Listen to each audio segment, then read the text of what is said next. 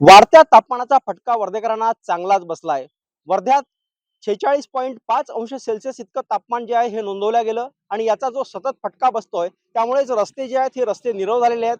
लोक घराबाहेर पडताना काळजी घेत घराच्या बाहेर पडत असताना सध्या परिस्थिती जी आहे ही भीषण झालेली आहे.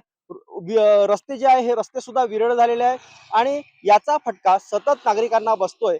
जिल्हा प्रशासनाकडून काही दिवसापूर्वीच शाळा ज्या आहेत या शाळांना सकाळी 7 ते 10 या सत्रात सुरू करण्याचे निर्देश दिले होते आणि तसे पत्र सुद्धा शाळांना पाठविण्यात आले होते. त्यानुसार शाळांच्या वेळा बदलल्या. आता पुढचं पाऊल टाकत जिल्हा आपत्ती व्यवस्थापनाने शिकवणी वर्गांना सुद्धा निर्बंध जे आहेत ते निर्बंध घातलेले आहेत.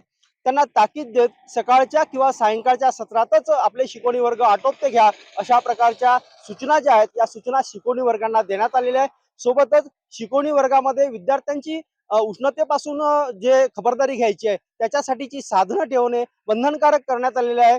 पिण्याचं पाणी असेल किंवा सावलीची व्यवस्था असेल किंवा कूलर पंखे असतील याची सोय शिकवणी वर्गांनी करावी अशा प्रकारची जी व्यवस्था आहे ही करण्यासाठी आपत्ती व्यवस्थापन विभाग जो आहे यांनी पत्र निर्गमित केलेलं आहे आणि शिकवणी वर्गांना तशी ताकीद देण्यात आलेली आहे. एकंदरीतच विद्यार्थ्यांच्या आरोग्यावर परिणाम होणार नाही याची जी काळजी आहे ही काळजी सतत घेतली जाते आहे आणि भविष्यातही उष्माघातासारखे जे आजार आहेत हे वाढू नये त्याच्यासाठीच आता विद्यार्थ्यांनाही सावध करण्यात आलेलं आहे. एकनाथ चौधरी, एबीपी माझा, वर्धा.